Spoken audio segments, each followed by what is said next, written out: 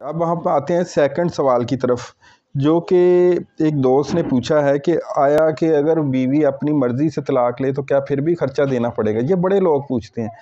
अब ये बात देखें कि क्या उसने अगर बीवी अपनी मर्ज़ी से तलाक ले ले, तो क्या बच्चे को खाना-पीने का कोई चीज़ मिलेगी?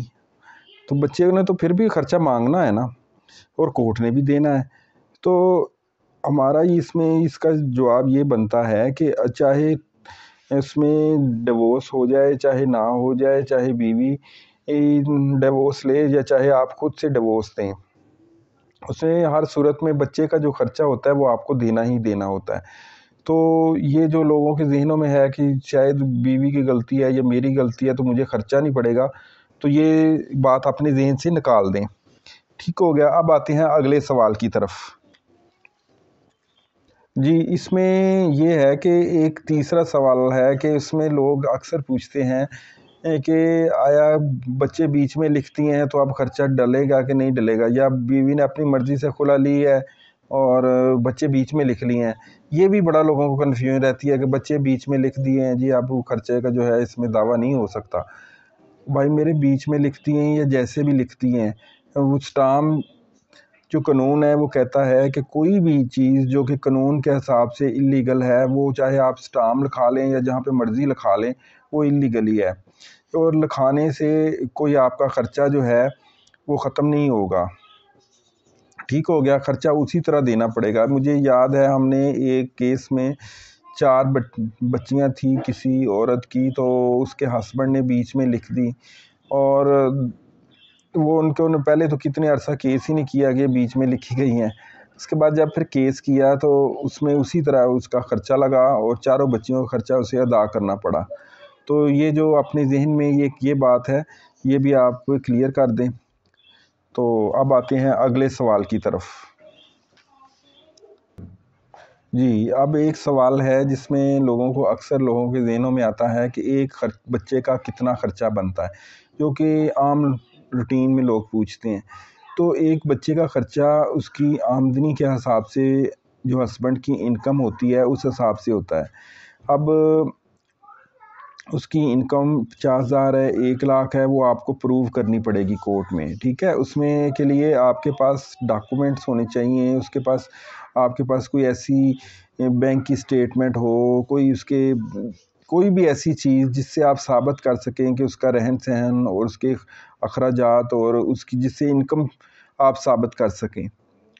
और जो उसकी इनकम होगी, जो आप कोर्ट में पेश करेंगे, कोर्ट रिकॉर्ड देख के, फ़ाइल देख के उसमें लगाएगी खर्चा। पहले बुरी खर्चा होता है जो कि कोर्ट एक गेस करके लगा देती है अपने अंदाज़े के साथ कि फ़िलहाल खर्चा शुरू हो जाए, और जब शहादतें हो जाएंगी फिर शहादतों के बाद जो खर्चा होगा वो फ़ाइनल खर्चा होगा।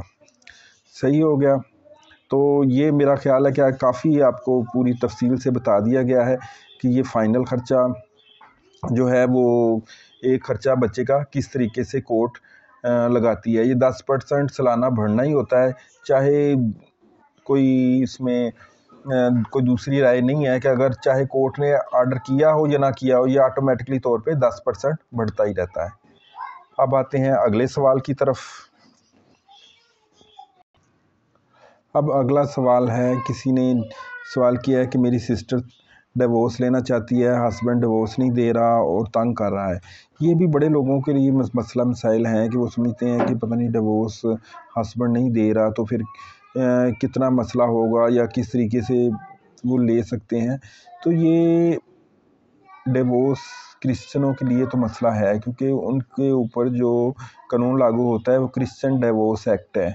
उसमें डिवोर्स लेना कुछ मुश्किल है, ठीक है ना, काफ़ी मुश्किल है बहरहाल। लेकिन जो मुस्लिम डिवोर्स है ये तो हमने 28 दिनों में, 25 दिनों में, 1 माह में केसेस किए हैं। इतनी जल्दी भी इसमें हो सकती है अगर एक तरफ़ा केस चलता है तो, और अगर कंटेस्टेड भी हो तो भी कुछ महीनों में ये कंप्लीट हो जाता है।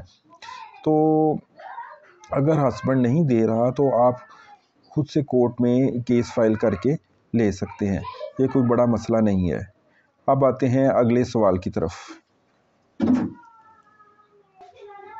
अब इसमें किसी ने सवाल किया है कि बच्चों का खर्चा ठीक है हस्बैंड देता है डिवोर्स के बाद, हालांकि डिवोर्स का इसमें कोई चक्कर नहीं है। लोग समझते हैं कि डिवोर्स के बाद जो बच्चों का खर्चा ले सकते हैं, आप बच्चों का खर्चा डिवोर्स से पहले भी ले सकते हैं। जब अपने हस्बैंड से अपने घर में चली जाती है तो जाहिर है बच्चों का खर्चा तो फिर शुरू हो जाता है ना, चाहे डिवोर्स हुई या नहीं हुई, आप बच्चों का खर्चा ले सकते हैं। और ये सवाल जो इन्होंने पूछा है वो कि क्या वो बच्चे का हकदार भी बन जाएगा खर्चा देने के बाद, तो ये डेफिनेटली तौर पे एक गलत ज़हन है कि शायद वो खर्चा दे रहा है तो हकदार बन जाएगा। हकदार जो बनना है वो गार्डियन कोर्ट में उसने इसमें और बहुत सारी चीज़ें जो है ना नोट करनी है। हाँ ठीक है, एक खर्चा देने से एक पॉइंट तो बनता है उसका, लेकिन वो उससे कोई हकदार नहीं बन जाता। तो इसलिए गार्डियन कोर्ट ने बच्चे का फ़ायदा देखना है कि कहाँ पे बच्चे का फ़ायदा है, ठीक है ना। तो वो अगर तफसील में जाएंगे तो फिर काफ़ी लंबा सवाल हो जाएगा। तो इससे ये आप कभी ज़हन में ना रखें कि अगर अब आप खर्चा दे रहे हैं तो इसका हकदार बन जाएगा। अब आते हैं इसे अगले सवाल की तरफ। जी, ये अगला सवाल है जिसमें उन्होंने पूछा है कि अस्सलाम वालेकुम भाई, मैं प्रेग्नेंट हूँ, मेरा हस्बैंड खर्चा नहीं दे रहा। पहले भी एक बेटी है जो 3 साल की है और बर्थ टाइम भी मेरे हस्बैंड ने 1 रुपया खर्चा नहीं दिया, और अब भी बेटी के टाइम सुलह करके ले गया था, और अब मैं नहीं जाना चाहती और अपने बच्चों का खर्चा लेना चाहती हूँ। मैं उसकी इनकम कैसे प्रूव करूँ? एक जगह जॉब नहीं करता, जॉब छोड़ता रहता है।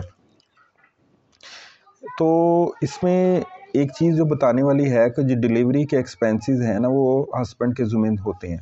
पहला जो आपका सवाल है, आप जब भी उसमें हॉस्पिटल में जो भी उसके आपके एक्सपेंसेस होंगे, उसमें मेडिकल दवाइयाँ जो भी सारे आप अपनी रसीदें संभाल के रखें, और जब आप हॉस्पिटल में एडमिट होती हैं वो वाली रसीद और डिस्चार्ज भी, ठीक है। तो वो सारे एक्सपेंसेस आपको कोर्ट के थ्रू मिलेंगे, ठीक हो गया।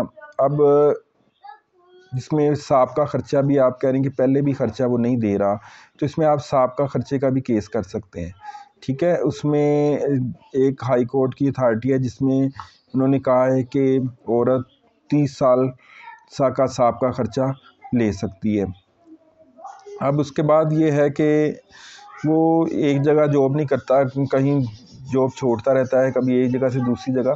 तो इसमें ज़रूरी नहीं है कि आप सैलरी स्लिप ही उसकी पेश करें, इसमें और भी चीज़ें हैं। आप उसकी बैंक, उसकी गाड़ी के कागज़, उसकी स्टेटमेंट, जो भी आपकी चीज़ें हैं, जो उसकी ज़मीन है, जो उसकी प्रॉपर्टी है, जो उसके रहन सहन है, जो भी चीज़ जो आप प्रूव कर सकें कि इसकी सैलरी है, वो आपके काम आएगी, ठीक है। तो अब आते हैं अगले सवाल की तरफ। जी, अब नेक्स्ट किसी ने सवाल पूछा है कि अगर मैं केस ख़त्म कर दूं तो मुझे क्या एप्लीकेशन देना पड़ेगी, और क्योंकि मैं चाहती हूं कि वो बाद में कहीं मेरी बेटी लेने के लिए कोई केस ना कर दे, तो इसलिए वो केस ख़त्म करवाना चाहती हैं। तो इसमें भी हमने आपको क्लियर करना होता है कि खर्चे का केस करने से वो आपकी बेटी नहीं ले सकेगा। ये मैंने सवाल में बताया है कि उसको इस खौफ से आप ख़त्म ना खर्चे का केस करें कि वो बेटी ले लेगा। बेटी लेना के लिए और ग्राउंड है और ख़र्चे के लिए और ग्राउंड है। ख़र्चा आपको मिलना ही मिलना है, आगे समझ में। तो आप इस डर से बिल्कुल ना करें कि वो बेटी आपसे ले लेगा। हाँ, अगर आपने केस किसी और ग्राउंड पे आपकी सुलह हो जाती है, आपने ये भी सवाल पूछा है कि क्या मुझे एप्लीकेशन देनी पड़ेगी, तो अगर किसी ग्राउंड पे इस तरीके से सुलह हो जाती है आपकी कि सुलह हो जाती है और आप अपने घर वापस जाना चाहती हैं, तो फिर आप सुलह करें, ठीक है ना।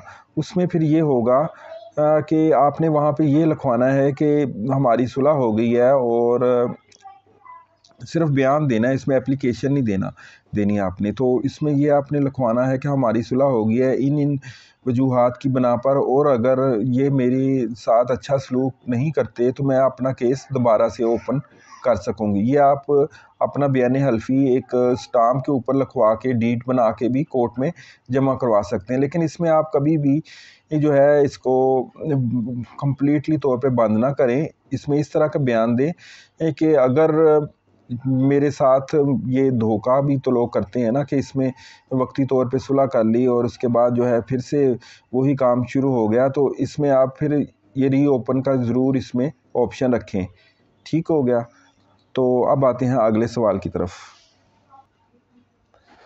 ये एक और सवाल है, उसमें वो कह रही है कि मेरी एक बेटी है और मैं इसमें 3 साल की है और आगे 6 मंथ की प्रेग्नेंट हूँ और मेरी डिवोर्स नहीं हुई है और ना ही मैं लेना चाहती हूँ।